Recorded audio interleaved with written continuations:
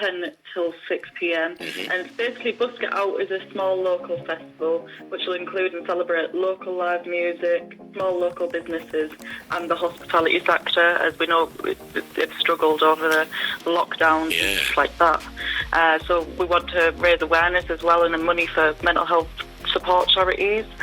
So there's going to be live music, like I say, market stalls, crafts in an outdoor bar. It's this Saturday and every last Saturday of the month, hoping everything goes well. And yeah, it's at Brambles Farm Social Club, as you mentioned, from 10 till 6 p.m. And it's just £1 on the gate or any kind of donation you want to give to charity. And all the proceeds will go to the Link Charitable Trust. Right, okay, all right. Let's dissect all that then.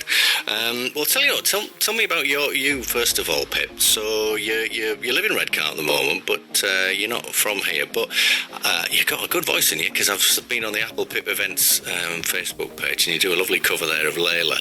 And I think you're performing, aren't you? Yeah, I'm going to be performing at 10:30, and then we've got a load of other local singers as well, such as Jordan Turner, who everyone's quite a fan of in the local area. We've got Katie Rose Simpson, Annie Lintz, and quite a few other people as well. We've got around 10 musicians on the day, so lots of good live music, nice and chilled, and good for the kids as well. Excellent. Well, so to put something like this on is a big deal, I'm guessing. But what's your background? Tell us a bit about yourself. So I started singing and playing guitar when I was around 10 years old, when I was suffering from being bullied and just general anxiety and a bit of depression probably at the time, which I didn't know at that age. But it got to the point last year, 2019, that I almost took my life, and I kind of used music as kind of a way out, and to reflect on all my problems and not go down that path. So it's really helped me, and I know that music helps people in different ways, and it makes them feel good, and it gets you out of your own head, so to say, changes your emotions, and I just think music really does feed the soul. So that's kind of my story and why I want to celebrate local music, but also I know that local businesses have struggled, and there's been a lot established over lockdown as well, so I really just want to give them a kickstart. Oh, brilliant. I mean, you're absolutely right about music. It just underpins so much that people do, and people get so much out of it. So I mean, I don't want to delve too deeply, but if we go back to when you were a school kid, then what was it was bullying? Was it that was the issue? Yeah, I got bullied by my old best friend, and she just wanted new friends basically, and wanted to push me out, and the other group were kind of that way inclined anyway. They like to bully people. Some people do. It can happen, can't it, when with kids, groups of kids and stuff, and they don't realise the harm they're doing. No, of course they don't. They just think it's a bit of fun, a lot of them, which is crazy to me, but a lot of them have problems as well, so that's something that needs looking at, I think, as well. It's helping the bully as well as helping the person that's getting bullied. I don't think that's looked at. Yeah, very good point. So tell me about the music then. So did you got what, a guitar? Yeah, I've got a guitar, yeah. And who did you like at the time? What sort of musical influences did you have? Yeah, so I've really started liking jazz music, like Nora Jones and stuff like that, and Amy Winehouse is a big one for me. So to the point, I still do a lot of their music now. Well, your Layla cover is fantastic, and it's got a very jazzy sort of overtones to it, so it's really nice. But I mean, surely not as a 10-year-old. You must have been into somebody different when you were 10.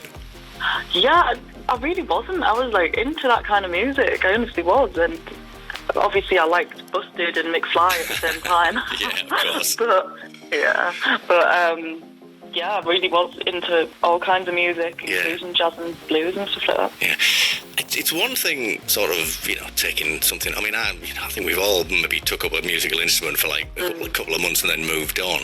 But what prompted you to continue? just the way it makes me feel, and watching how it makes other people feel as well. Like over lockdown, I did a lot of live streams, and I just kept getting messages saying, "Oh, you've really brightened up my day. I was having a terrible day because I've been lonely and just worrying about the future, but you stopped me from thinking that way." And I think that's just the power of music, and that's why I still do it, just to make people happy, really. Well, fantastic, and you know, hopefully this event on Saturday is going to be the first of many. But you've set up your own events company now. That's a big deal. Yeah. Tell us about that then.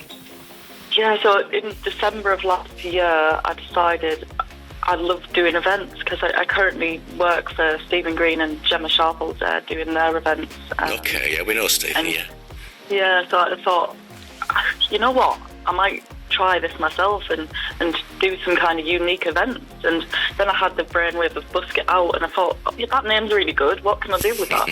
And I kind of went from there, and I thought, I've got loads of other ideas as well that will hopefully come to fruition. And me and Wayne Luftman, who owns Brambles Farm, he has Lofty's Inflatables, who they're going to be there on Saturday as well, and bring bouncy castles and stuff like that for the kids.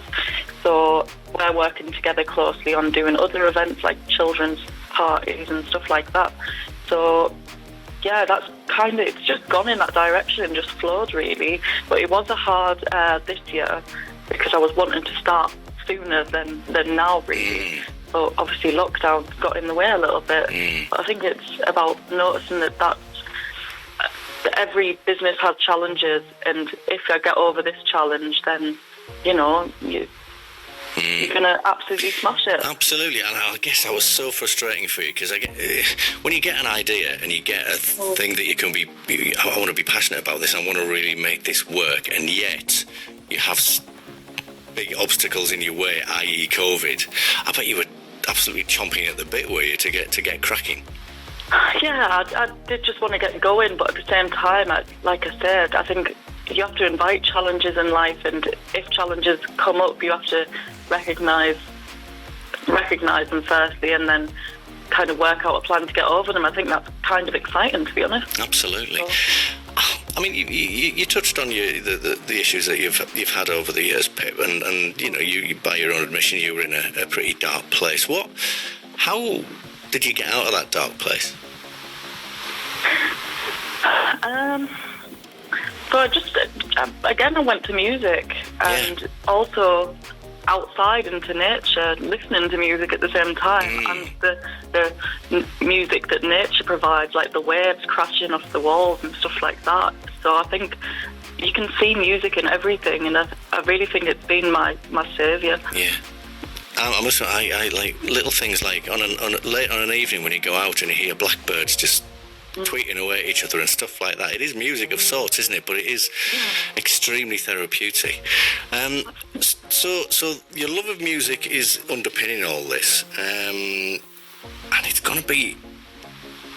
You don't know, I guess. Do you know how many tickets? Has it been tickets in advance, or do you pay on the door? Literally just pay on the door, so I'm not really sure how many people are going to show up. But well, there's going to be a big surprise, which is quite exciting, really. Yeah, but it's the first time any event, it's very much a leap into the unknown. But I tell you what, you've used social media really well. I mean, how important is that to get the message out? Oh, I think it's detrimental these days, isn't it? Using Facebook, Instagram. I haven't really used Twitter. Maybe that's something I need to branch off to.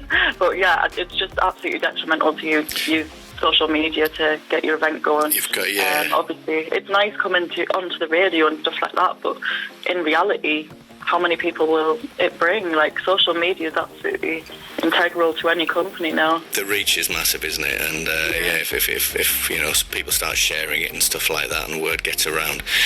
Tell me about the Link Charitable Trust then. What's been your involvement with them, and why do you want to help them?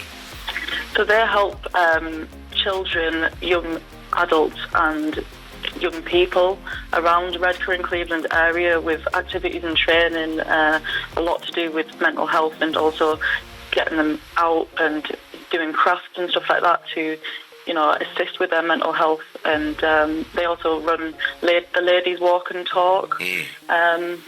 I think it's so integral that we look after our mental health at this trying time, and it's massive, specifically in the Teesside area because of the high suicide rates, and it's just something that I feel just needs tackling, and I think the Link are certainly helping with that, and there's lots of other charities we want to support in the coming months as well, that are also helping with people's mental health.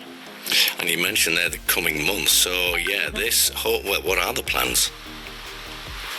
Well, I'm hoping to run it every month at Brambles Farm, but maybe eventually also branching off to, say, the rugby club in Redcar and doing a bit of a bigger event as well. And also there's festivals in the pipeline as well to support the local area. So I'm just excited for the future, really, and hopefully the big bad COVID won't come and bite me off again. I know. It's bitten us all on various backsides, hasn't it, over the past 18 months, but it does seem, I mean, I don't know about you, it does seem the optimism seems to be there now, that we maybe are turning corners.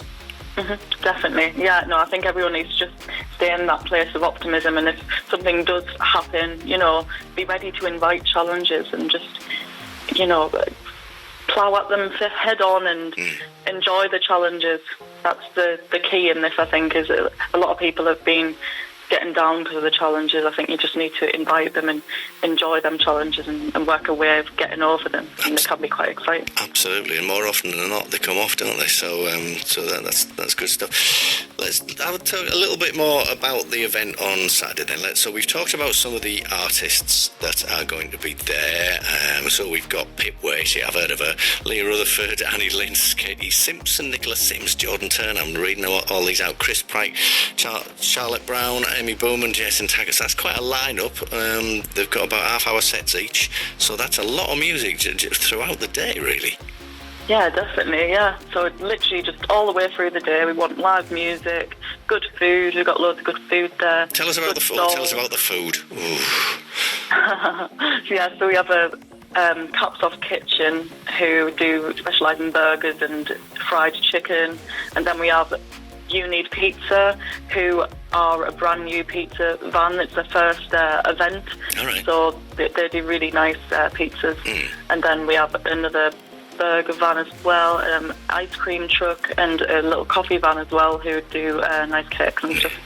So you're not going to go. You're not going to go hungry or thirsty. That's certainly. No. And what about some of the stalls? Because I think you sort of have been inviting local businesses and stuff like that. Can you tell me some of the highlights of that you've got there? I mean, I know it's impossible to cover it all, but what sort of stuff have you got stalls wise? Have you got?